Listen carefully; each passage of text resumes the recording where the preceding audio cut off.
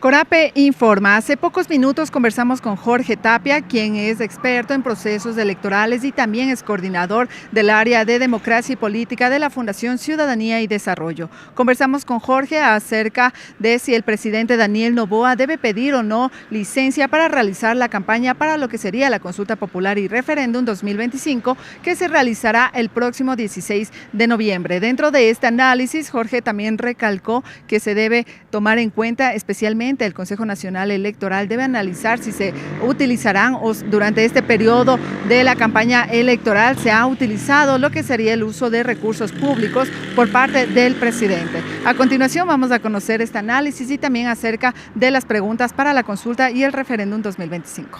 La normativa es bastante clara. El presidente no debería pedir una licencia, ya que este no es un proceso de elección unipersonal.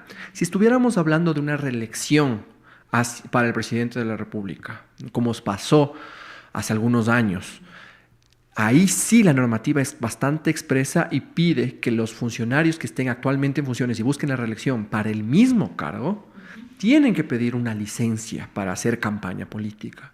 En este caso, al ser un proceso de democracia directa con la consulta popular y el referendo, y al ser parte del plan de gobierno propuesto por Daniel Noboa, vimos que en la campaña dijo que iba a ser una consulta popular y que iba a ser una asamblea constituyente, él tiene la potestad de promocionar ese plan de gobierno. Lo que deberíamos tener claro, y en eso el CNE tiene que ser bastante claro, es si es que se pueden utilizar los fondos públicos o no, porque la normativa también es clara. La campaña política no se puede realizar con fondos públicos y eso ya constituye una infracción electoral. Entonces, estamos a la espera de que la presidenta del CNE, Diana Tamaint, se pronuncie al respecto y que quede también esto bastante claro y que no existan estos vacíos como existieron en las elecciones generales de 2025. Entonces, prácticamente decimos que sí puede, que no está obligado a pedir licencia. A pedir licencia no está obligado. Es lo que dice la normativa claramente. Lo que dice la normativa es que se pide licencia cuando se opta por la reelección por el mismo cargo. Pero a pesar de que esto es un proceso democrático, es un proceso de elecciones democráticas, igualmente no cabe en esa potestad, ¿no? Claro, porque es un proceso de democracia directa, contrario a un proceso el de elección que sea pluripersonal o unipersonal, como vienen a ser las elecciones por la presidencia o por la asamblea o por, digámoslo, las alcaldías o los consejos municipales. En esos casos, si es que uno opta por la reelección, va a tener que pedir licencia. ¿Y cómo ves tú el tema del uso de recursos públicos para realizar campaña? Porque, por ejemplo, en la ocasión anterior, cuando fue para la reelección del presidente Noboa, algunas organizaciones pusieron lo que son estos pedidos de investigación a la Contraloría por estos supuestos usos de recursos públicos. Y es clara, la normativa nuevamente es clara, no se pueden utilizar recursos públicos, tanto de presidencia o de ministerios, para hacer campaña política. Eso está claro en la ley. Es por eso que ahora sabemos que el presidente no tiene que pedir licencia, pero el CNE tiene que establecer, marcar la cancha y decir, la campaña se tiene que hacer con el Fondo de Promoción Electoral, que ya fue aprobado y que va a ser asignado a las organizaciones políticas y sociales por cada una de las opciones que se han registrado, y con los fondos que logren recaudar estas organizaciones políticas y sociales para realizar la campaña, que también tienen un tope ya establecido por el Consejo Nacional Electoral. ¿Se conoce más o menos o recuerdas cuánto es el monto destinado para la campaña? El límite no lo recuerdo, pero estoy más o menos, lo que hicimos una revisión la semana pasada de lo que es del Fondo de Promoción Electoral, no era mucho. Se está hablando de aproximadamente $5,000, $6,000 para cada una de las organizaciones políticas por opción. Entonces, si es que, por decir algo, la Revolución Ciudadana está aprobada para hacer la campaña por el no, va a tener $6,000 para promocionar el no en las tres preguntas de consulta, en las tres preguntas de referendo y en la una de consulta. Entonces vemos que no es mucho el monto, entonces va a poder, sumándolo, sumaría $24,000 aproximadamente. Entonces no es que algo que represente mucho dinero como han sido en otras elecciones, principalmente las de elección pluripersonal y unipersonal. Perfecto. Ahora, en caso de que tal vez pues el presidente incurra en este incumplimiento del uso de recursos públicos, si es que el CNE también se pronuncia, ¿qué pasaría ahí? ¿Existirían sanciones? ¿Cuál sería el delito tal vez que se cometa? De acuerdo al Código de la Democracia, el CNE no puede sancionar de oficio alguna infracción electoral. Puede notificarla, puede identificarla y pasarla al Tribunal Contencioso Electoral para que sea esta institución la que resuelva cuál va a ser la sanción. Si es que existió una infracción electoral como se acusa. Aquí queda muy claro que es realmente la labor del CNE estar muy atento a lo que puede pasar dentro de esta campaña política corta, ¿no? Porque incluso hemos visto actos de pre-campaña y me arriesgo a decir que se han identificado ciertos videos que vienen desde el Ministerio de Defensa. Eso tiene que ser investigado porque hay una clara tendencia y hay una un claro direccionamiento hacia una de las opciones. Esto fue pre-campaña, esto está haciéndolo una institución pública y se está sentando un precedente. Y ahí será el CNE el que tenga que resolver cuáles van a ser las sanciones, porque estamos viendo que hay una sanción, debería haber una sanción ahí. Pero dentro del Código de la Democracia existen ya, existen estos artículos en donde se menciona que sanciones en caso de realizar proselitismo político. Claro que sí, vienen desde sanciones pecuniarias, es decir, un monto, la pérdida de derechos políticos, en el caso de las personas, si es que una persona con una campaña unipersonal o pluripersonal cometen esta falta o esta infracción, y también se va hasta la destitución del cargo. Nuevamente, al ser un proceso de democracia directa, tenemos que establecer cuáles van a ser las sanciones para las organizaciones políticas, porque son las organizaciones políticas las que están registradas ahora para hacer campaña y no hay una persona, digámoslo así, la que podríamos decir se eliminan los derechos políticos. Obviamente esto también recae sobre los representantes legales de las organizaciones políticas y hablemos incluso de los jefes de campaña y de los responsables de manejo económico si existen estas infracciones. Las sanciones están ahí, están claras y cuáles van a ser las personas que van a ser sancionadas. Nuevamente, hay que ver cómo actúa el CNE y en este caso, si es que de existir sanciones, el Tribunal Contencioso Electoral. Ahora ya hablando también un poco más y adentrándonos en las preguntas de la consulta y del referéndum, ¿cómo observas tú el panorama para esta pregunta específica sobre la disminución del número de asambleístas y también la eliminación del financiamiento público para los partidos políticos? Bueno, hemos observado desde Fundación Ciudadanía y Desarrollo que primero, la pregunta sobre la reducción de asambleístas es una pregunta un poco riesgosa, porque menos cantidad de asambleístas no va a significar más calidad de legisladores. Lo hemos visto, lo hemos comprobado.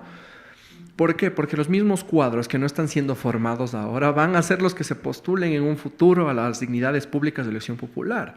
Entonces, hablar de que no, es que si reducimos vamos a tener una mejor asamblea y lo demás, es realmente una lógica un poco difícil de procesar. Al mismo tiempo, el ahorro, que se está hablando tanto, que pagamos mucho salario y todo lo demás. Desde el Observatorio Legislativo de Fundación Ciudadanía y Desarrollo hemos dicho varias veces, los fondos o los recursos designados a la Asamblea no representan ni el 2% del presupuesto general del Estado. Entonces, ahorro real pareciera que no. Vamos con lo que es financiamiento de la política. La misma lógica, dicen, es que nos vamos a ahorrar un montón de dinero. Recordemos que la pregunta establece claramente que se cambie el artículo 110 de la Constitución, que habla sobre el financiamiento permanente de las organizaciones políticas. Es decir, financiamiento a actividades de investigación, actividades publicaciones académicas, formación y el funcionamiento regular de una organización política. Nosotros sacamos un informe como Fundación Ciudadanía y Desarrollo hace algunos meses en los que hicimos notar que en el periodo entre 2020 y 2023 se gastaron en total 17 millones, o sea, asignaron 17 millones al Fondo Partidario Permanente. Este Fondo Partidario Permanente, si lo dividimos para los 4 años, suma aproximadamente 4 millones, no suma más. Es realmente ahorro. Pero ahora, ¿cuál es el otro lado? En nuestro mismo informe nosotros pudimos identificar que existe muchísima opacidad por parte de las organizaciones políticas en explicar cómo se está gastando ese dinero. Dicen que sí hicieron capacitaciones, pero ¿cuál fue el capacitador que ellos contrataron? ¿Cuánto se le pagó a este capacitador? ¿Cuánto tiempo tuvo este capacitador, estos procesos de formación. ¿Cuántas publicaciones realizaron? ¿Cuánto se gastó en el funcionamiento permanente? En arriendo, agua, luz, internet. ¿Cuánto se gastó? Realmente eso es lo que nosotros no sabemos. Y es lo que pedimos a la autoridad electoral que esclarezca, que ponga claro, que mejore el sistema de transparencia al financiamiento de la política y nos diga, ok, en esto se está usando el dinero de las organizaciones políticas. Entonces, hablar de ahorro, realmente no. Lo que se tendría que hablar y lo que debería estar en debate público es cómo hacemos que las organizaciones políticas cumplan realmente con sus obligaciones, cuándo se les asigna este fondo y quién tiene que examinar esto, cómo se tiene que examinar esto. Sobre la pregunta de la reducción de asambleístas, ¿se podría disminuir o quitar un poco la representatividad en las provincias? Por supuesto, porque hay provincias que van a quedar a una persona, se van a reducir a un asambleísta realmente, y eso merma mucho la representatividad. Incluso en centros urbanos grandes como Quito, Guayaquil y Cuenca se les va a restar un poco a los asambleístas, no tanto y no va a ser tan significativo como en otras provincias, pero igual el número es más o menos del promedio de asambleístas por habitante se va a reducir drásticamente y nuevamente eso no va a significar que sea una mejor asamblea, ya que volviendo al financiamiento de la política y a la formación que tienen que hacer las organizaciones políticas, vemos que la falla está por ahí.